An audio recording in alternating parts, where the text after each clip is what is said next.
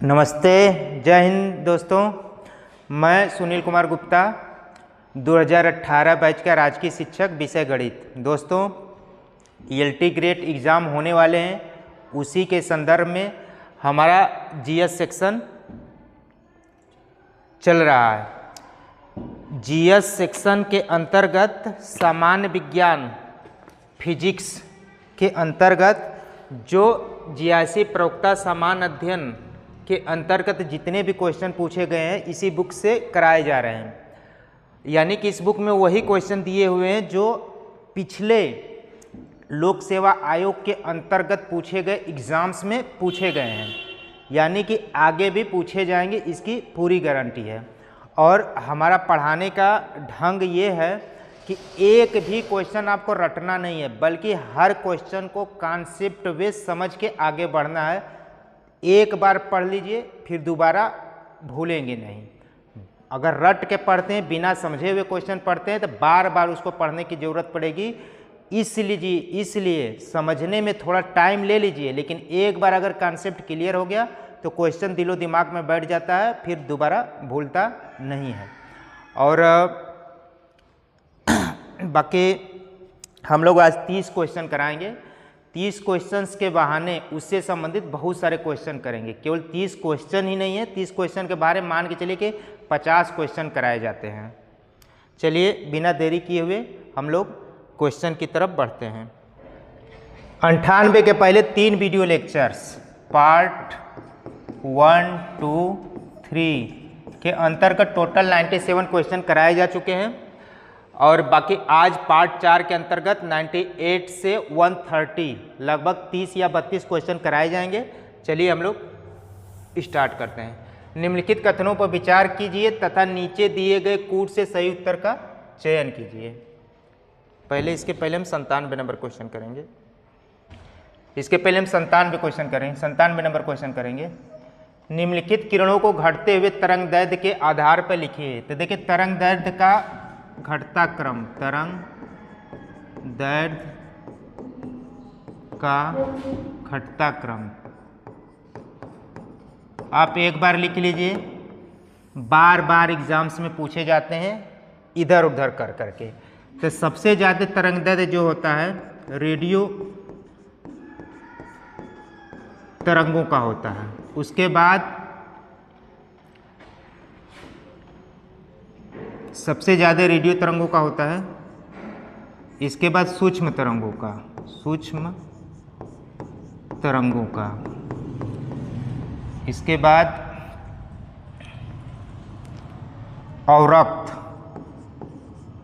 अवरक्त विकिरण या विकिरण। उसके बाद दृश्य विकिरण, दृश्य प्रकाश। उसके बाद UV पराबैंगनी किरणें या प्रकाश, किरणें। उसके बाद एक्स रेज, उसके बाद गामा रेज। देखिए ये क्रम है। कौन सा क्रम है? तरंग दैर्ध्य का घटता क्रम। यानी सबसे ज़्यादा तरंग दैर्ध्य रेडियो तरंगों का होता है, सबसे कम गामा किरणों का होता है। लेकिन अगर यही कह दे कि ऊर्जा का बढ़ता क्रम, ऊर्जा का बढ़ता क्रम, तो जिसका तरंग दैर्ध्य सबसे अधिक होगा उसकी आवृत्ति सबसे कम होगी। तो आवृत्ति सबसे कम होगी तो उसका ऊर्जा सबसे कम होगा। यानी कि तरंग दैर्ध्य को अगर लैम्डा से लिखें, आवृत्ति को n से लिखें, आवृत्ति को n से लिखें। तरंग दैर्ध्य आवृत्ति, और आवृत्ति से ही ऊर्जा डिफाइंड होती है, आवृत्ति से ही ऊर्जा डिफाइंड होती है। एक क्वेश्चन ध्यान से पढ़ लीजिए, बार बार क्वेश्चन इधर उधर आते रहते हैं। तरंग दैर्ध्य जिसका ज़्यादा होगा उसकी आवृत्ति कम होगी, आवृत्ति कम होगी तो ऊर्जा कम होगी, क्योंकि ऊर्जा E बराबर होता है h न्यू। यानी कि न्यू क्या है? ये आवृत्ति है। ये न्यू क्या है? प्लांक नियतांक होता है।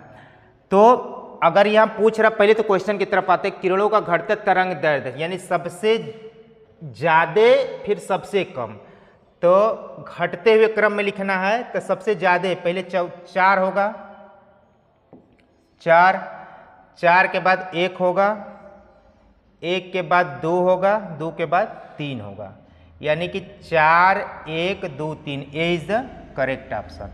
ये क्या है? घटता क्रम, घटता क्रम।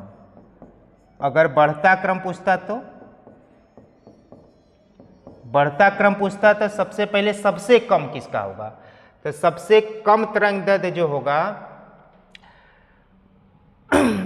गामा किरणों का होगा, फिर उसके बाद पराबैंगनी किरणों का होगा, फिर उसके बाद अवरक्त किरणों का होगा, फिर सूक्ष्म तरंगों का होगा। तो सबसे कम पूछ देगा तो डी ऑप्शन सही हो जाएगा। तो ये ध्यान देना है। और तरंगदैर्ध्य का घटता क्रम यानी कि आवृत्ति का बढ़ता क्रम, यानी ऊर्जा का बढ़ता क्रम। तो ऊर्जा का अगर बढ़ता क्रम लिखना होगा तो सबसे ज्यादा ऊर्जा किसका होगा?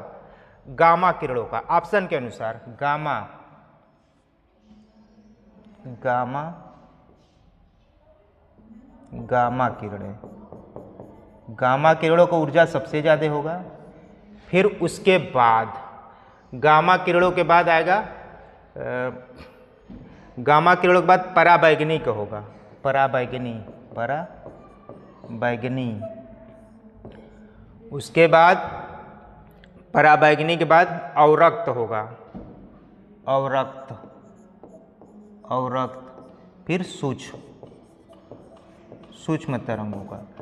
तो ये क्वेश्चन के बहाने बहुत सारा क्वेश्चन आप सोच सकते हैं। अगर ऊर्जा का बढ़ता हुआ क्रम पूछे तो सबसे ज्यादा ऊर्जा गामा किरणें को होता है, उसके बाद यक्स किरणों का होता है। यक्स किरणें ऑप्शन में नहीं दिया है, तो अगर ऑप्शन के अनुसार अगर पूछे तो ऊर्जा का बढ़ता क्रम तो ये हो जाएगा गामा किरणें, पराबैंगनी, अवरक्त, सूक्ष्म तरंगे। अब उसके अनुसार आप ऑप्शन मिला लीजिएगा। गामा यानी कि 3 2 1 4 हो जाएगा, डी हो जाएगा। अगर ऊर्जा का बढ़ता क्रम पूछेगा तो डी ऑप्शन सही हो जाएगा। बाकी जो क्वेश्चन पूछा उसके अनुसार ए ऑप्शन सही होगा। तो इसमें 3-4 बातें ध्यान रखना, इसको तो एकदम याद कर लीजिए, नोट कर लीजिए कॉपी में।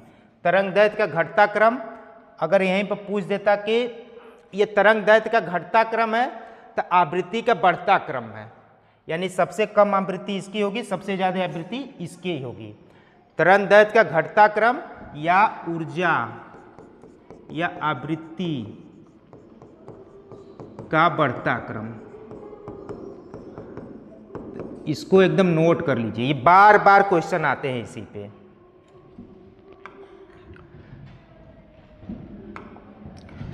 अब देखिए, निम्नलिखित कथनों पर विचार कीजिए तथा नीचे दिए गए कूट से सही उत्तर का चयन कीजिए। ध्वनि तरंगों में ध्रुवण नहीं होता, ध्वनि तरंगे अनुप्रस्थ तरंगे होती है।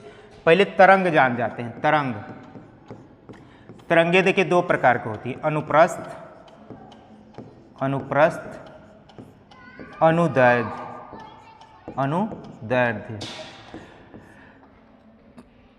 अनुप्रस्थ तरंगे किसे कहते हैं? जब माध्यम के कण तरंग के चलने की दिशा के लंबवत कंपन करते हैं तो अनुप्रस्थ तरंगे बनती हैं। जब माध्यम के कण तरंग के चलने की दिशा के समांतर कंपन करती है तो अनुदैर्ध्य तरंगे बनती हैं। तो इसको ध्यान देना, अगर ऐसे कंपन हो रहा है तो देखिए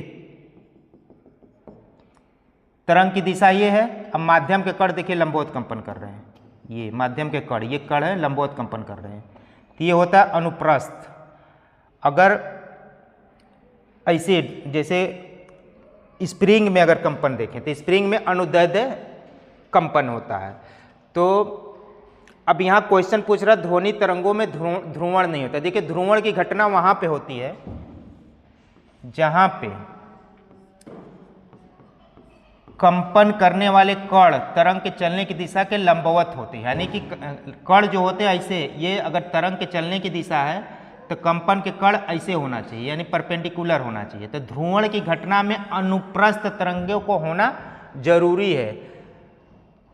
ध्वनि तरंगों में ध्रुवण होगा? नहीं होगा, क्योंकि ध्वनि तरंगे अनुदैर्ध्य तरंगे होते हैं। ध्वनि तरंगे अनुदैर्ध्य तरंगे होती हैं क्योंकि इसमें माध्यम के कण जो होता है, मतलब बोलने वाली जो साउंड जा रही है तरंग के चलने की दिशा में ही जा रही है। तरंग ऐसे जा रहा है, साउंड इसी दिशा में जा रहा है। तो ध्वनि तरंगों अनुदैर्ध्य तरंगें होती है, जबकि ध्रुवण में माध्यम के कण जो होते हैं तरंग के चलने की दिशा के लंबवत होते हैं, तो ध्रुवण अनुप्रस्थ तरंगें हैं। तो ध्वनि तरंगों में ध्रुवण नहीं होता है, सही बात है, क्योंकि ध्वनि तरंगों में अनुदैर्ध्य तरंगें होती हैं, जबकि ध्रुवण होने के लिए हमको अनुप्रस्थ तरंगें चाहिए। तो ध्वनि तरंगों में ध्रुवण नहीं होता, सही है। और ध्वनि तरंगें अनुप्रस्थ तरंगें होती है, ये गलत है, क्योंकि ध्वनि तरंगें अनुदैर्ध्य होती है, तो ये गलत है। ध्वनि तरंगों में ध्रुवण नहीं होता, ये सही है, ये सत्य है, परंतु आर असत्य। सी इज द करेक्ट ऑप्शन। तो ध्यान से देखिएगा, तरंग दो प्रकार की होती है, अनुप्रस्थ, अनुदैर्ध्य। जब तरंग के चलने की दिशा और माध्यम के कण की दिशा लंबवत होती है तो अनुप्रस्थ तरंगें होती है। जब माध्यम के कण तरंग के चलने की दिशा में चलती हैं तो अनुदैर्ध्य तरंगें होती है। ध्वनि तरंगें अनुदैर्ध्य तरंगें होती है, जबकि प्रकाश तरंगें, इलेक्ट्रोमैग्नेटिक वेव, दृश्य तरंगें, पराबैंगनी किरणें, रेडियो तरंगें सब अनुप्रस्थ तरंगें होती हैं। अब ध्रुवण में चूंकि अनुप्रस्थ तरंगों का उपस्थिति होना जरूरी है, इसलिए यहां कह रहा है कि ध्वनि तरंगों में ध्रुवण नहीं होता, तो सही कह रहा है, क्योंकि ध्वनि तरंगें अनुदैर्ध्य होती है, अनुदैर्ध्य होने के कारण उसमें ध्रुवण नहीं होगा, क्योंकि ध्रुवण होने के लिए अनुप्रस्थ तरंगों का होना जरूरी है। ध्वनि की प्रबलता निम्नलिखित में से किससे मापी जाती है? ध्वनि की प्रबलता, देखिए ध्वनि की क्या क्या हमको पढ़ना है? प्रबलता, तारत्व या इसी को हम लोग पिच कहते हैं, और गुणता। तीन चीज जानिए, ये क्वेश्चन बार बार आते हैं। प्रबलता क्या होती है? Intensity, intensity. प्रबलता क्या होती है? जब लाउडनेस को प्रबलता कहते हैं, बहुत तेज कोई बोल रहा है या बहुत धीमे बोल रहा है, उसी को हम लोग कहते हैं प्रबलता। आप देखे होंगे जब कहीं गाना बजता है तो गाना बजता है तो उसमें एक लाइन ऐसे ऐसे उठती है। जब कोई तेज आवाज आती, धीरे धीरे गाना बज रहा है तो ऐसे ऐसे तेज आवाज बजता है तो बहुत तेज ऊपर जाता है, फिर धीरे धीरे आवाज बजेगा तो ऐसे, फिर तेज बहुत तेज ऊपर जाता है। तो ये ऊपर क्या जा रहा है? एम्पलीट्यूड जा रहा है, आयाम जा रहा है, इसी को कहते हैं आयाम। तो ध्वनि की प्रबलता, जब ध्वनि धीरे से बजती है, मतलब स्लो मोशन में आवाज आता है, तो आयाम जो होता है कम होता है, एम्पलीट्यूड कम होता है। लेकिन ध्वनि जब तेज बजता है तो एम्पलीट्यूड बहुत ज़्यादा होता है। देखिए ये एम्पलीट्यूड है, ये जब बहुत तेज आवाज़ आती है तो एम्पलीट्यूड अचानक से बढ़ जाता है। यानी ध्वनि की प्रबलता जो है किस पे डिपेंड करती है? एम्पलीट्यूड पर डिपेंड करती है, आयाम पर डिपेंड करती है। ध्वनि की प्रबलता क्या बताता है कि ध्वनि की लाउडनेस कितना है, ध्वनि कितना तेज, यानी ध्वनि की प्रबलता एनर्जी से डिफाइंड होता है। ध्वनि तेज है, बहुत तेज बोल रहा है कोई या बहुत धीमे बोल रहा है, वो डिपेंड करता है कि उसमें एनर्जी कितनी है। तो प्रबलता जो होती है ध्वनि की ऊर्जा पर डिपेंड करती है, ऊर्जा आई एनर्जी पे डिपेंड करती है, ऊर्जा ई पे। और ऊर्जा ई जो होता है आयाम के वर्ग के अनुक्रमानुपाती होता है, यानी कि एनर्जी जो होता है आयाम पर डिपेंड करती है और प्रबलता एनर्जी पर डिपेंड करता है। तो प्रबलता किस पे डिपेंड कर गया? आयाम पर डिपेंड करता है। बस ये 60 में जाएगा, प्रबलता डिफाइन बताता है कि ध्वनि तेज होगा कि धीमा होगा, और प्रबलता आयाम पर डिपेंड करता है। अब तारत्व किसे कहते हैं? पीच। पीच ये बताता है कि ध्वनि तीक्ष्ण होगी, तीक्ष्ण मतलब सुरीली होगी। तो ये तारत्व जो बताता है कि कोई ध्वनि बहुत मधुर है या बहुत मोटी है। देखिए अगर मच्छर भिनभिना रहा था उसका तारत्व ज़्यादा होगा, लेकिन अगर शेर दहाड़ रहा था उसका तारत्व कम होगा। मच्छर का भिनभिनाना शेर की दहाड़ से तारत्व ज़्यादा होता है। तो तारत्व डिपेंड करता है किस पे? आवृत्ति पे आवृत्ति पे डिपेंड करता है। और तारत्व से पता चलता है कि कोई आवाज़ कितनी सुरीली है, कितनी तीक्ष्ण है। और गुणता क्या बताता है? गुणता ये बताता है, क्वालिटी बताता है कि अगर जब समान आवृत्ति समान हो और आयाम भी समान हो, जब किसी ध्वनि के आवृत्ति और आयाम दोनों समान हो जाए तो उसमें अंतर कैसे पता चलेगा, वो बताएगा गुणता में, गुणता बताएगा। यानी कि दो इंस्ट्रूमेंट एक ही साथ बज रहे हैं, उनकी आवृत्ति और आयाम सेम है, तो उन दोनों में अंतर पता चल जाए कि कौन वाला यंत्र बज रहा है, हारमोनियम बज रहा है या गिटार बज रहा है, ये अंतर बताने की प्रवृत्ति को हम लोग गुणता कहते हैं। तो ध्वनि की गुणता, तारतम्य और प्रबलता आप समझ गए होंगे। फिर आगे देखते हैं। अब देखिए, यदि VA, VW, VS velocity of the sound है, साउंड की गति है, VA जो है हवा में ध्वनि की गति है, VW पानी में ध्वनि की गति है, VS ठोस में ध्वनि की गति है। तो इसका क्रम बताना है। अभी हम बताए हैं कि ध्वनि के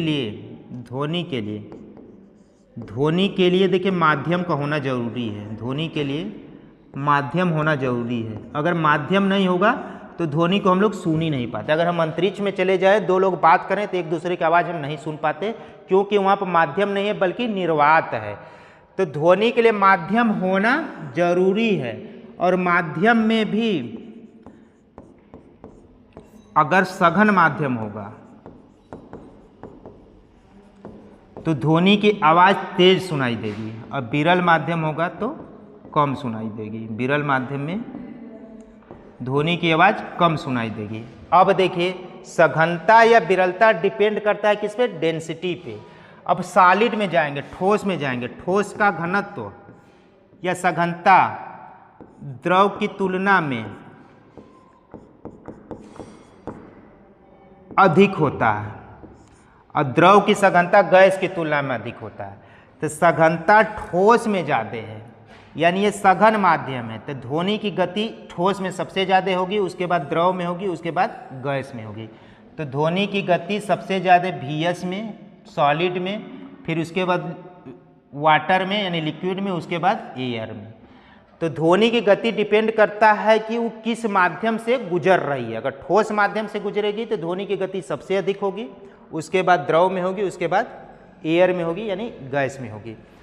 तो हाँ, ध्वनि, बस यहाँ ये ध्यान देना है कि ध्वनि की गति के लिए माध्यम का होना जरूरी है। जेनिको प्रौद्योगिकी क्या है? देखिए, जेनिको प्रौद्योगिकी है खाद्य फसलों के प्रजाति के विकास करने की विधि है। खाद्य फसलों की प्रजाति के विकास करने की विधि को हम लोग जेनिको प्रौद्योगिकी कहते हैं। अगर यहीं पे कह देता जेनो प्रौद्योगिकी, तो जेनो प्रौद्योगिकी कह देता तो ये जीन से संबंधित हो जाता, यानी जीन से संबंधित हो जाता। और जीन किससे संबंधित होता है? DNA से। DNA के मूलभूत इकाई को हम लोग क्या कहते हैं? जीन कहते हैं। तो अगर जेनो कह देता तो आनुवांशिक रोगों के पूर्व सूचना प्राप्त करने की तकनीकी हो जाता है, फिर C ऑप्शन सही हो जाता है। लेकिन यह जेनिको कहा है तो B is the correct option. अगर देखिए, अगर जेनो दे देता तो ये C वाला ऑप्शन सही हो जाता। आगे बढ़ते हैं। ध्वनि का वेग अधिकतम किस में होता है? इस्पात में, ठोस में होता है। अभी इसको हम समझाएं कि ठोस में ध्वनि का वेग अधिकतम इसलिए होता है कि ठोस ज़्यादा सघन है, उसकी सघनता ज़्यादा है। निम्नलिखित में से कौन परिस्थिति में वृक्ष के पत्तों के सरसराहट डेसिबल में प्रदर्शित होता है? ठीक, देखिए, अगर मामूली सा हवा बह रहा है या दो पत्ते टकरा रहे हैं तो उसकी डेसिबल 10 डेसिबल तक होती है। ध्वनि का स्तर जो होता है 10 डेसिबल तक होता है। कब? जब दो पत्ते टकरा रहे, हल्का सा हवा बह रहा है। लेकिन अगर फुसफुसाहट हो रही या धीमे धीमे कोई बात कर रहा है तो 20 से 30 डेसिबल होता है। 20 से 30 डेसिबल होता है। कब? फुसफुसाहट, फुसफुसाहट या धीरे से कोई बात करे, कान में बात करे। और सामान्य बातचीत के लिए कितना होता है? सामान्य बातचीत के लिए 60 डेसिबल होता है। तो ध्यान देना है। और 80 डेसिबल से ऊपर अगर लगातार आप सुनते हैं तो आप बहरे भी हो सकते हैं। तो ये क्या कह रहा है? सरसराहट या पत्तों की आवाज़ 10 डेसिबल हो गया। हालांकि आपके बुक्स में जो YCT का बुक दिया है ये वाला, इसमें 20 डेसिबल दिया है। लेकिन कभी कभी ऑप्शन भी गलत देते हैं या आंसर क्यू जब जारी करता है लोक सेवा आयोग तो वही गलत दे देता है। लेकिन अगर ऑथेंटिक बुक में जाएंगे तो पत्तों के सरसराहट या बड़ा स्लो मोशन में हवा चल रहा है तो ध्वनि की स्तर जो होती है 10 डेसिबल के रेंज में होती है। अगर हम फुसफुसाहट से बात मतलब फुसफुसाहट कर रहे हैं या धीरे धीरे बात कर रहे हैं तो 20 से 30 डेसिबल होता है। सामान्य बातचीत जो हम लोग करते हैं एक दूसरे से 60 डेसिबल के रेंज में होता है। हाँ, उसके बाद 80 डेसिबल से ऊपर अगर कोई आवाज़ सुन रहा है लगातार तो बहरा हो सकता है। 100 डेसिबल से ऊपर तो जेट विमान चलता है, रॉकेट विमान चलता है, तो वहाँ से ध्वनि उत्पन्न होती है। ध्वनि की एक महत्वपूर्ण अभिलक्षण तारत्व, इसी को हम लोग कहते हैं पीच। ये आवृत्ति पे डिपेंड करता है। ये बताता है कि ध्वनि तीक्ष्ण है, मतलब तीक्ष्णता बताता है। तो ये किस पे डिपेंड करता है? आवृत्ति पर। अभी हम ध्वनि के सभी तारत्व क्या है और प्रबलता क्या है, गुणता क्या है बता दिए हैं पहले ही। गुरुत्वीय तरंगों को पहली बार देखा गया था। देखिए गुरुत्वीय तरंगें होती क्या है? जब ब्रह्मांड में बहुत बड़े बड़े पिंड जैसे ब्लैक होल की घटनाएं होती हैं, न्यूट्रॉन तारे आपस में टकराते हैं तो एक तरंगे उत्पन्न होती है, उसको हम लोग गुरुत्वीय तरंगे कहते हैं। सबसे पहले इन गुरुत्वीय तरंगों को सितंबर 2015 में देखा गया था। ध्वनि की मूलभूत इकाई, देखिए ध्वनि की मूलभूत इकाई को हम लोग फोनीम कहते हैं, फोनीम या इसी को ध्वनिम कहते हैं। तो ध्वनि की सबसे छोटी इकाई अगर कोई पूछे तो ध्वनि ग्राम यहाँ लिखा है, हालांकि वो ध्वनिम होता है, तो ये हो जाएगा। निम्नलिखित में कौन ध्वनि के छोटे विभाजनीय ध्वनि इकाइयों को स्पष्ट करता है जिसमें से प्रत्येक की अस्मिता होती है? यही पूछ रहा है। ध्वनि की सबसे छोटी इकाई तो वही ध्वनिग्राम या ध्वनिम होंगी। जैसे होता है ध्वनि की सबसे छोटी इकाई अ आ ई होता है ना, हिंदी वाला वही है यहाँ पे। ध्वनि का वेग अधिकतम होता है स्टील में, ये पहले ही डिफाइन कर चुके हैं। देखिए जो क्वेश्चन को हम पहले डिफाइन कर दिए उसको दोबारा नहीं करेंगे। तो आप अगर यहाँ से पढ़ना स्टार्ट कर रहे हैं तो पीछे जाइए, सारा डिटेल में अच्छे से बताया गया है। उपग्रह संचार के लिए प्रयुक्त तरंगे क्या है? देखिए इलेक्ट्रोमैग्नेटिक वेव जो होते हैं, माइक्रोवेव।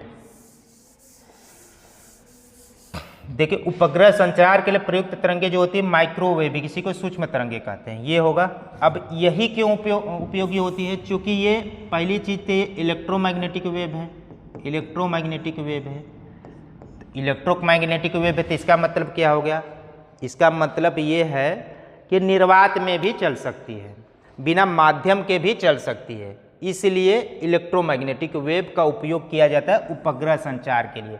उपग्रह जहाँ भी भेजा जाता है वहाँ वायुमंडल नहीं होता, वहाँ निर्वात होता है, और निर्वात में चलने के लिए जो वेव होता है इलेक्ट्रोमैग्नेटिक वेव होता है। और क्या करता है? इसकी एनर्जी ज़्यादा होती है, यानी इसकी फ्रीक्वेंसी ज़्यादा होती है। फ्रीक्वेंसी ज़्यादा होती है, तरंग दैर्घ्य कम होता है।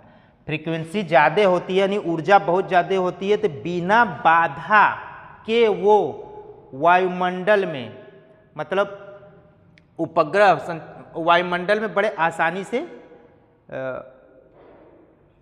चल सकता है। तो उपग्रह संचार के लिए प्रयुक्त तरंगे कौन से हैं? माइक्रोवेव। दूरदर्शन प्रसारण में ध्वनि संकेतों को प्रेषित करने में प्रयुक्त तकनीकी क्या है? देखिए मॉड्यूलेशन। यह देखिए बार बार मॉड्यूलेशन इसको बोलते हैं,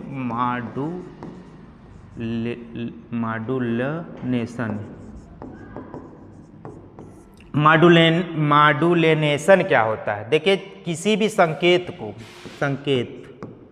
संकेत में क्या, चित्र या ध्वनि को भेजना होता है तो एक कैरियर वेव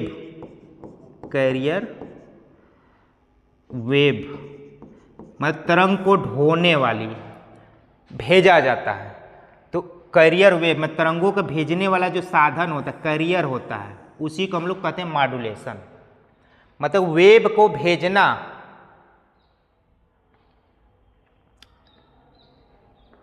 चित्र या ध्वनि को लेकर के मॉड्यूलेशन कहलाता है। अब हम जो दूरदर्शन देखते हैं, दूरदर्शन जो हम लोग देखते हैं उसमें दो चीज़ें आती, चित्र और ध्वनि और चित्र को जो तरंग लाता है किसके द्वारा लाता है?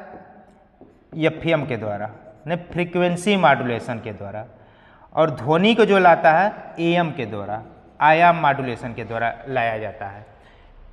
आयाम मॉड्यूलेशन, जैसे ध्वनि जब सुनाई देता है ना तो ऐसे ऐसे ऐसे ऐसे अगर कहीं लगा दीजिए, इसको मेजर कीजिए कहीं पे। आजकल तो साउंड बक्सा में लगा होता है, जो एलसीडी वाले साउंड बक्सा आते हैं, जैसे ध्वनि धीमा तेज बजता है तो धीरे धीरे बजता है तो ऐसे ऐसे करता है, लेकिन एक आध बार आवाज़ तेज होता है तो ऐसे चढ़ जाता है। ये क्या बताता है? आयाम, यानी ध्वनि जो आती है वो आयाम मॉड्यूलेशन द्वारा आती है, लेकिन जो हम चित्र देखते हैं दूरदर्शन में उसके लिए फ्रीक्वेंसी मॉड्यूलेशन उपयोगी होता है।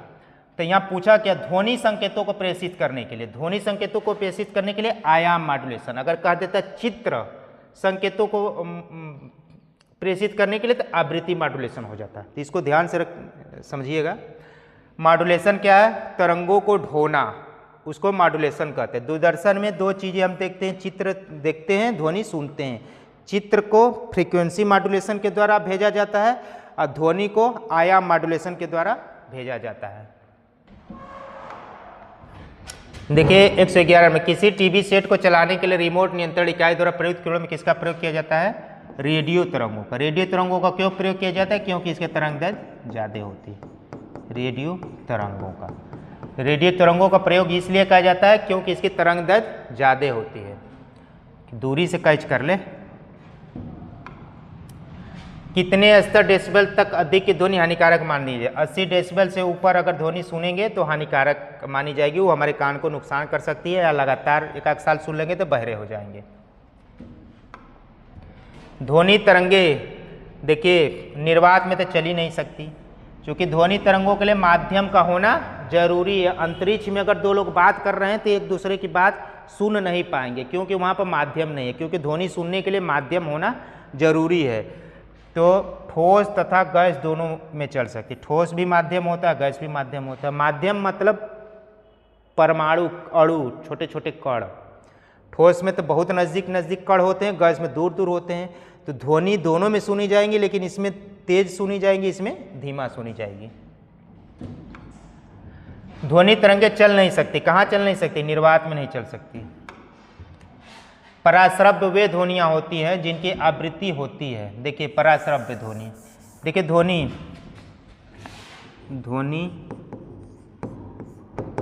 अगर 20 हर्ट्ज से नीचे हो, 20 हर्ट्ज से नीचे हो तो इसको कहते हैं इंफ्रासोनिक, इंफ्रासोनिक वेव। अब ध्वनि की स्तर 20 हर्ट्ज से नीचे हो तो इसको इंफ्रासोनिक वेव कहते हैं।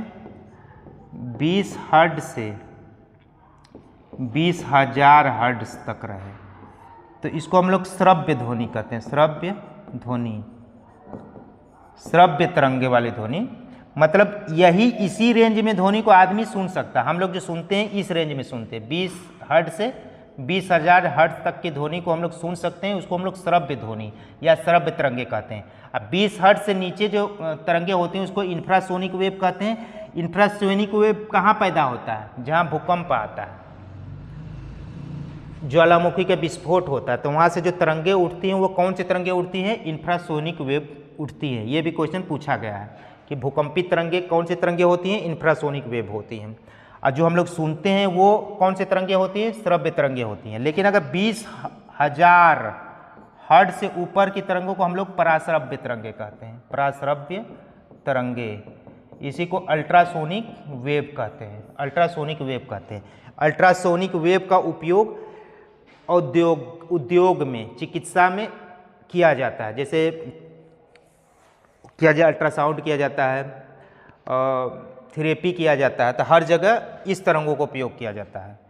उसके बाद बस इतना ही जानना है, मतलब 20 हर्ट्ज से नीचे इंफ्रासोनिक, 20 हर्ट्ज से 20 हर्ट्ज के बीच में श्रव्य ध्वनि, 20,000 से ऊपर पराश्रव्य ध्वनि। तो पराश्रव्य ध्वनियाँ वे आवृत्तियाँ होती हैं जो 20 हर्ट्ज से अधिक की आवृत्ति होती है। कास्मिक किरणें के संबंध में निम्नलिखित में से कौन सा सही नहीं है? देखिए कास्मिक किरणें, जैसे हम लोग पढ़े यक्स किरणें और प्रकाश की किरणें, तो तो प्रकाश की किरण, इसमें सब में क्या होती है, इलेक्ट्रोमैग्नेटिक वेव होती हैं। इलेक्ट्रोमैग्नेटिक वेव किस लिए होती हैं, क्योंकि ये निर्वात में चल सके, लेकिन इनके तरह ये कास्मिक किरणें नहीं होती। कास्मिक किरणें क्या होती है, बहुत ज़्यादा ऊर्जा वाली होती है और आवेशित कणों से मिलकर बनी होती है। ये ब्रह्मांड में पाई जाती है।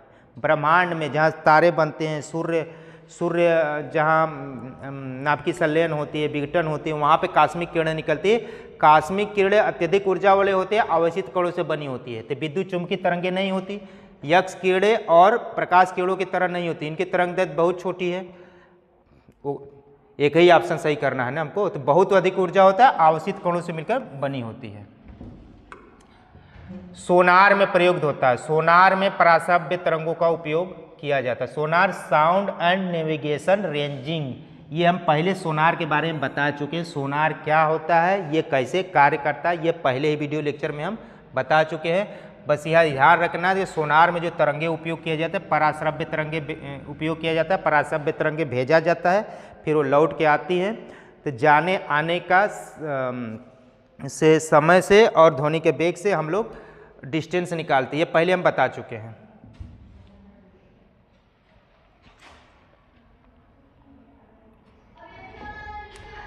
जब निकट आती रेलगाड़ी की सीटी की आवाज़ बढ़ती जाती है, जबकि दूर जाने वाली रेलगाड़ी की आवाज़ घटती जाती है, तो यह प्रभाव क्या बताता है। देखिए, जब कोई रेलगाड़ी प्लेटफार्म हम खड़े होते हमारे तरफ आ रही होती है, तो उसकी ध्वनि हमको तेज सुनाई देती है। उसका कारण ये क्या है, संपीड़न। संपीड़न, जब रेलगाड़ी आ रही है तो वायु के कण क्या होते हैं, संपीड़ित होते हैं, एक दूसरे के नज़दीक आते हैं। तो संपीड़न जब होता है तो आयाम क्या होगा, कम होगा। आवृत्ति क्या होगी, आयाम कम होगा, आवृत्ति क्या होगी, ज़्यादा होगा। यानी आयाम कम होगा तो आवृत्ति ज़्यादा होगी। तो आवृत्ति ज़्यादा होगी तो हमें तेज सुनाई देगी। लेकिन जब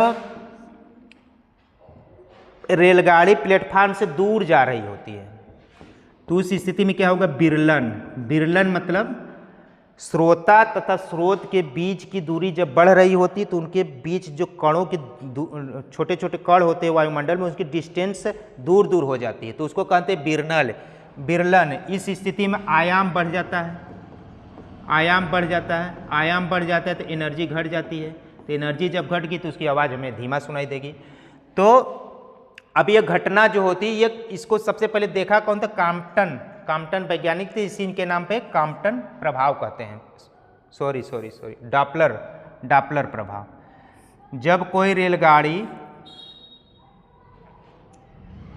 यानी स्रोत, प्लेटफार्म में खड़े व्यक्ति को कहते हैं श्रोता। यानी जब स्रोत तथा श्रोता से दूर जा रही होती है तो हमें आवाज़ जो होती है, सीटी की आवाज़, रेलगाड़ी की आवाज़ धीमी सुनाई देती है। जब स्रोत यानी रेलगाड़ी श्रोता यानी स्टेशन पर खड़ा व्यक्ति के नज़दीक आ रही होती है तो आवाज़ में तीक्ष्ण सुनाई देती है। ये घटना सबसे पहले डापलर ने देखा था, उन्हीं के नाम पे हम डापलर प्रभाव कहते हैं। ये किससे परिभाषित है, संपीड़न और विरलन से। अब थोड़ा सा रमन प्रभाव के बारे में जानते हैं। रमन प्रभाव क्या है, प्रकाश के विकिरण से संबंधित है। ये रमन प्रभाव जो है, इनको नोबेल पुरस्कार दिया गया है। प्रकाश के विकिरण से संबंधित है, विकिरण से संबंधित है। जूल थॉमसन प्रभाव क्या है, जैसे गैसों के प्रसार होने से तापमान में परिवर्तन कैसे होता है, उसी इफेक्ट को हम लोग जूल थॉमसन इफेक्ट करते हैं। ये सब फिजिक्स में बीएससी में पढ़ना है।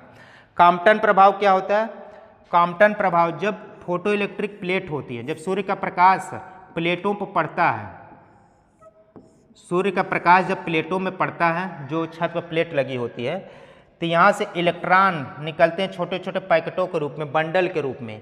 तो सूर्य ऊर्जा को, रेडिएशन को इलेक्ट्रिक ऊर्जा में बदलता है, और ये जिस सिद्धांत पर कार्य करता है उसको हम लोग कहते हैं कॉम्पटन प्रभाव। कॉम्पटन प्रभाव फोटो इलेक्ट्रिक इफेक्ट पर आधारित है। तो इसको ध्यान, ये भी क्वेश्चन कई बार पूछा गया है, photo electric effect. Photo electric effect, प्रकाश वैद्युत प्रभाव किससे संबंधित है, कॉम्पटन से। जूल थॉमसन प्रभाव किससे संबंधित है, जब गैसों का प्रसार होता है तो उसके संदर्भ में तापमान में कितना परिवर्तन होता है उसको हम लोग कहते हैं जूल थॉमसन प्रभाव। रमन प्रभाव प्रकाश के विकिरण से संबंधित है। आगे बढ़ते हैं। निम्नलिखित ध्वनि का वेग किसमें अधिक होता है? ठोस में। ठोस में सबसे अधिक, उसके बाद द्रव में, उसके बाद वायु में। निर्वात में ध्वनि का वेग होगा ही नहीं। निर्वात में ध्वनि चलेगा ही नहीं, क्योंकि ध्वनि के चलने के लिए हमको माध्यम जरूरी है। भूमि से प्रतिध्वनि सुनने के लिए स्रोत से सुनने वाले मध्य दूरी कम से कम कितनी होनी चाहिए? देखिए, कोई भी चीज़, हमारी कान जो है, कहीं से आवाज़ आ रही है तो 0.1 सेकेंड के बाद अगर पहुंची, देखिए यहाँ अगर कोई ध्वनि पैदा हो रहा है, यहाँ पे कान है, मान लीजिए कान है, तो यहाँ से ध्वनि के आने में 0.1 सेकेंड से कम समय लगा। 0.1 सेकेंड से अगर कम समय लगा तो इसकी प्रतिध्वनि नहीं सुनाई देगी, यानी दोबारा सुनाई नहीं देगा। लेकिन यहाँ से ध्वनि आने में 0.1 सेकेंड से अधिक समय लग गया, 0.1 सेकेंड से अधिक समय लग गया तो हमको प्रतिध्वनि सुनाई देगी।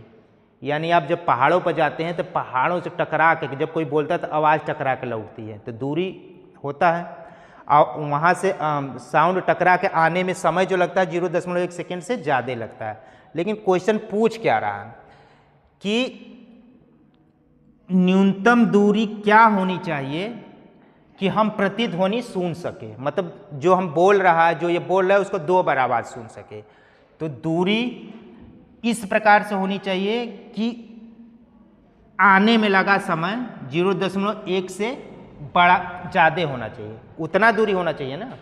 मतलब स्रोत तथा श्रोता के बीच, सुनने वाले के बीच दूरी जो होना चाहिए, इतना होना चाहिए कि उसको आने में 0.1 सेकेंड से ज़्यादा समय लगे। तो कम से कम कितनी दूरी होनी चाहिए? उतनी दूरी होनी चाहिए जितना पहुंचने में 0.1 सेकेंड का समय लगे। तो अब वही दूरी निकालना है। तो दूरी बराबर क्या होता है? चाल गुणे समय। लेकिन आएगा भी और जाएगा भी, तो एक ही डिस्टेंस 2 बार मीजर होगा तो बटा 2 करते हैं। चाल, चूंकि ध्वनि आ रहा है तो ध्वनि का चाल कितना होता है? 320। समय कितना होना चाहिए? कम से कम 0.1, जिससे हमको प्रतिध्वनि सुनाई दे, यानी इको सुनाई दे। तो ये जब निकालेंगे तो आएगा 16.5 मीटर लगभग।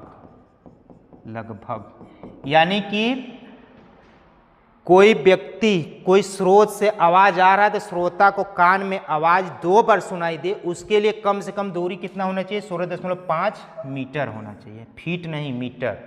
हाँ, तो ये ध्यान दे, कहीं कहीं 17 मीटर भी रहता है, तो ये ध्यान देना। क्योंकि हमारी कान की जो सुग्राह्यता, सुनने की जो क्षमता होती है, 0.1 सेकेंड से पहले अगर कोई पहुंच गया तो ओवरलैप हो जाएगा, वही आवाज़ मतलब मिल जाएगा उसी आवाज़ में। हाँ, तो इसको भी सुनने के लिए मतलब उसको कोई आवाज़ कैसा बोला रिकॉग्नाइज करने के लिए 0.1 सेकेंड चाहिए। उससे पहले वहाँ पहुँच गया तो विभेदय नहीं कर पाएगा कि 2 आवाज़ आया, उसी में जाके मिल जाएगा। हाँ, तो इतना होगा। फिर वही क्वेश्चन पहले हो चुका है। ध्वनि निम्न प्रकार से चलती है। ध्वनि अनुदैर्ध्य तरंगों की चलती है। हम पहले बताए कि ध्वनि तरंगे 2 प्रकार की होती है, अनुप्रस्थ, अनुदैर्ध्य। जब माध्यम के कण तरंग के चलने की दिशा के लंबवत कंपन करते हैं तो अनुप्रस्थ तरंगे, और जब माध्यम के कण तरंग के चलने की दिशा में कंपन करते हैं तो अनुदैर्ध्य तरंगे। हम जो बोलते हैं, हमारा जो बोलने का कंपन है माध्यम में ऐसे ही जा रहा है, ऐसे जा रहा है, तो ये अनुदैर्ध्य तरंगे हो गया। लेकिन अगर डोरी को पकड़ के ऐसे उछलाएं तो डोरी कुछ ऐसे चलेगा, तो तरंग ऐसे चल रहा है, माध्यम का कण ऐसे चल रहा है, एक के बीच 90 डिग्री का कोण। तो डोरी में तरंगे जो उठती है अनुप्रस्थ तरंगे उठती है, ध्वनि में जो तरंगे होती है अनुदैर्ध्य तरंगे होती है। स्प्रिंग को ऐसे खींचेंगे, स्प्रिंग ऐसे ऐसे करेगा, वो अनुदैर्ध्य तरंगे होगी। ठीक, प्रकाश तरंगे, इलेक्ट्रोमैग्नेटिक वेव सब अनुप्रस्थ तरंगे होती हैं। चमगादड़ अंधेरी रातों में उड़ सकता है। चमगादड़ अंधेरी रातों में उड़ सकता है और अपने शिकार को बड़े अच्छे से टारगेट करके उसको मारकर खा सकता है। ऐसा इसलिए करता है कि चमगादड़ पराश्रव्य तरंगे निकालता है। कौन से तरंगे निकालता है? पराश्रव्य तरंगे निकालता है। पराश्रव्य तरंगे निकालता है तो जहाँ पर उसका शत्रु रहता है या कीड़ा रहता है, तरंगे भेजता है और तरंगे लौट के आता है फिर अंदाज लगा लेता है ये कितनी दूरी पे है, किस दिशा में है, और उसको टारगेट करके मार के खा जाता है। तो ये चमगादड़ अंधेरी रात, जबकि चमगादड़ को कम दिखाई देता है, लेकिन अगर उड़ पाता है तो क्योंकि वो अल्ट्रासोनिक वेव छोड़ता है, अल्ट्रासोनिक वेव से अल्ट्रासोनिक वेव जाता है, कहीं पे अल्ट्रासोनिक वेव टकरा के नहीं आ रही तो एकदम धड़ल्ले से जाएगा, टकरा के आ रही यानी कहीं पे कुछ रुकावट है, वो पता कर लेता है कि दूरी से और दिशा से पता कर लेता है। तो चमगादड़ अंधेरी रातों में उड़ सकते हैं और अपना शिकार भी कर सकते हैं। इसका कारण ये है कि वे पराश्रव्य तरंगे निकालते हैं और उन्हीं के द्वारा निर्देशित होते हैं। पराश्रव्य तरंगों के बारे में निम्नलिखित कथनों पर विचार कीजिए। कीड़ों को नष्ट कर सकती है, बिल्कुल कर सकती है। पराश्रव्य तरंगों में इतनी ज़्यादा एनर्जी होती है ना कि पराश्रव्य तरंगे कीड़ों पर डाले तो उनमें कंपन पैदा कर देगा, वो मर जाएंगे। पराश्रव्य पर आधारित टूल्स आते हैं मच्छर भगाने के लिए, छिपकली भगाने के लिए, बिकते रहते हैं। एक कपड़ों से धूल हटाकर उन्हें साफ कर सकता है। अल्ट्रासोनिक क्लीनर मिलते हैं बाजार में। ये क्या करते हैं, कपड़े को इतना ज़्यादा गनगनाएंगे कि उसमें जो छोटे छोटे पार्टिकल हो बाहर आ जाते हैं, बिना मतलब इसको कहते हैं ड्राई वॉशिंग, मतलब बिना पानी के उसको धोना है। इनका उपयोग बीमारियों के उपचार में किया ही जाता है। ये किया जाता है, सीटी स्कैन किया जाता है, अल्ट्रासाउंड किया जाता है, हर जगह उपयोग किया जाता है। जो है स्वचालित दरवाजे को नियंत्रित कर सकती। कभी कभी आप हॉस्पिटलों में जाते होंगे, आप जैसे ही आते हैं दरवाज़ा खुल जाता है, अब फिर जाते हैं बंद हो जाता है। तो अल्ट्रासोनिक सिग्नल देता है, किसी के आने से अल्ट्रासोनिक सिग्नल बता देता है कि कोई आ रहा है। तो उसमें अल्ट्रासोनिक वेव्स लगे होते हैं, स्वचालित दरवाजों को नियंत्रित कर सकते हैं। हम तो कहीं जाते हैं, जैसे सामने आएंगे दरवाजा अपने से खुल जाता है, जैसे ही हटते हैं दरवाजा बंद हो जाता है। तो उसमें सेंसर लगा होता है, अल्ट्रासोनिक सेंसर लगे होते हैं। वो सेंसर रिकग्नाइज करते हैं कोई आ रहा है या जा रहा है। ये सारे सभी सही हैं, ये सब सही है, इसको ध्यान देना है। निम्नलिखित कथनों पर विचार करिए। हृदय अपश्रव्य आवृत्ति पर कंपन करता है। देखिए अपश्रव्य आवृत्ति क्या होता है, जब 20 हर्ट्ज से नीचे की आवृत्ति होती है तो उसको कहते हैं अपश्रव्य आवृत्ति। और हर्ट्ज से जो आवृत्ति का कंपन होता है 1-2 हर्ट्ज आवृत्ति निकलता है। जो हम लोग कराते हैं ना, ईसीजी कराते हैं, इको कराते हैं, तो जो वो आवृत्ति उसमें आता है केवल 1 से 2 हर्ट्ज तक की आवृत्ति बताता है। और 20 हर्ट्ज से नीचे की आवृत्ति को हम लोग अपश्रव्य आवृत्ति, अपश्रव्य तरंगे कहते हैं। ये सही है। ध्वनि की गति गैस में द्रव एवं ठोस की तुलना में अधिक होती, गलत। ध्वनि की आवृत्ति सबसे ज़्यादा ठोस में होती है। मैक संख्या क्या बताता है, मैक संख्या ध्वनि की गति बताता है। किसी भी वस्तु की गति ध्वनि से कितना अधिक होगी या कम होगी उसको मैक नंबर द्वारा पहचान किया जाता है। ये पहले हम बता चुके हैं डिटेल में। पराश्रव्य ध्वनि की आवृत्ति 20 हर्ट्ज से अधिक होती है, यानी 1, 3 और 4, 1, 3 और 4। सीटी स्कैन करने में प्रयोग में लाई जाती है। सीटी स्कैन करने में हम लोग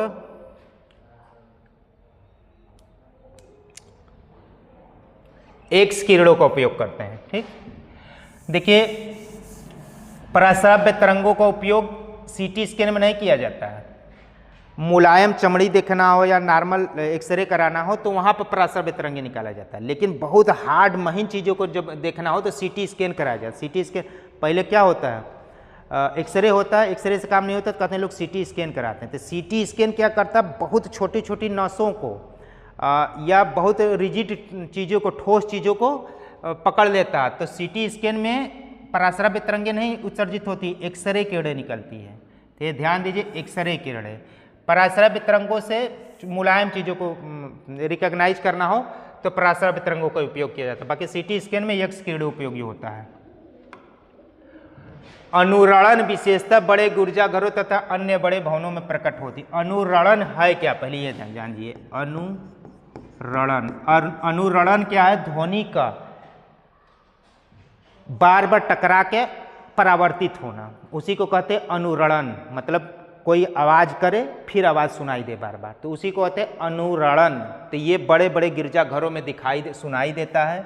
दीवार, छत एवं धरातल से अपवर्तित ध्वनि परावर्तित हो सकती। तो दोनों सही है, ए तथा आर दोनों सही है। आर एक से सही व्याख्या भी कर रहा है। अनुरणन क्या होता है, ध्वनि का परावर्तन। बड़े गिरजाघरों में जाओ, घंटी बजता है ना, तो बहुत घंटियाँ कई बार सुनाई देता है। तो उसी को कहते हैं अनुरणन। तो अनुरणन विशेषतः बड़े गिरजाघरों तथा अन्य बड़े भवनों में प्रकट होती है। दीवारों, छत एवं धरातल से अपवर्तित ध्वनि परावर्तित होती है। ध्वनि जो जाती है परावर्तित होती है, बार बार परावर्तित होती है, उसी को कहते हैं अनुरणन। तो अनुरणन इसीलिए होता है क्योंकि परावर्तन होता है। तो ए और आर दोनों सही, आर ए की सही व्याख्या है।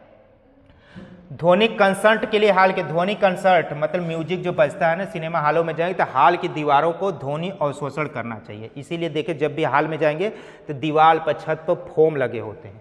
ऐसा नहीं लगे कि ध्वनि बार बार टकरा के आएगा, फिर इको सुनाई देगा, फिर आवाज़ समझे में नहीं आएगा कि हीरो हीरोइन क्या बोल रहे हैं ना।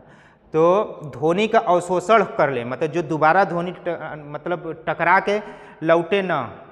जैसे जब कोई आवाज़ आता है तो टकराता है, तो टकरा के दोबारा न आए, नहीं तो फिर बार बार एक ही आवाज़ सुनाई देगा तो फिर इको की स्थिति पैदा हो जाएगी, फिर सिनेमा देखने में मज़ा नहीं आएगा। रडार का प्रयोग मुख्य रूप से किया जाता है। रडार का प्रयोग रेडियो तरंगों द्वारा वस्तु की उपस्थिति और स्थिति जानने के लिए किया जाता है, क्योंकि रडार में क्या उपयोग किया जाता है, तरंगे भेज करके उसकी दूरी, तरंगे टकरा के लौटेंगी तो उसका वेलोसिटी समय निकाल करके उसकी उपस्थिति और स्थिति का पता लगाया जाता है। देखिए टेलीविजन दर्शक डिश एंटीना प्रयुक्त करते हुए बरसात में उपग्रह सिग्नल नहीं प्राप्त। कभी कभी हम लोग मूवी देख रहे हो या पिक्चर देख रहे हैं या मैच आ रहा हो, तो जब बरसात हो जाता है, मौसम खराब होता है, तो फ्रीक्वेंसी कम हो जाता है और हमें साफ साफ सिग्नल नहीं मिल पाता, टीवी अच्छे से दिखाई नहीं देता, मज़ा बिगड़ जाता है। ऐसा क्यों होता है? एंटीना छोटे हैं, एकदम गलत। एंटीना को छोटे बड़ा होने से कोई संबंध नहीं। हाँ, वर्षा के बूंदें क्या होते हैं, रेडियो तरंगों को अवशोषित कर लेती है और उसको डायरेक्शन भी चेंज कर लेती हैं। जो रेडियो वर्षा के बूंदें होती है ना, तो रेडियो तरंगे जो आती है, चूँकि इसमें एनर्जी होती है, ये ठंडा होता है तो इसको एनर्जी अवशोषित कर ली, तो एनर्जी जो जिस एनर्जी से आगे बढ़ना चाहिए वो बढ़ ही नहीं पाता है। और दूसरा बात ये कि टकरा के यहाँ लगा तो सीधे न जाके यहाँ थोड़ा मुड़ जाता है। वर्षा के बूंदें रेडियो तरंगे आ रही है, पहले तो एनर्जी अवशोषित कर ले या तो इधर घूम गया, तो वर्षा के बूंदें रेडियो तरंगों की ऊर्जा को अवशोषित कर लेंगी, ऊर्जा को मूल दिशा से विचलित भी कर देंगी। 2 और 3 सही है, 2 और 3। आपके इस बुक में इसका ऑप्शन 1, 2, 3 दिया है जो कि गलत है। इसमें बहुत सारे क्वेश्चन गलत है। हम हर क्वेश्चन को बढ़िया से रिकॉग्नाइज करते हैं, मंथन करते हैं, तब आपके सामने पेश होते हैं। तो पूरी गारंटी है, लगभग 99% एक्यूरेसी है कि हम जो बताएंगे वही सही है। इसमें बहुत सारे क्वेश्चन गलत भी दिए हैं। उसमें ये भी ऑप्शन दिया है। एंटीना से क्या मतलब है? छोटा एंटीना तो आज नैनो टेक्नोलॉजी की ज़माना है। दोस्तों आज के लिए इतना ही, बाकी आगे की भी क्वेश्चंस के लिए आप बने रहिए। धन्यवाद।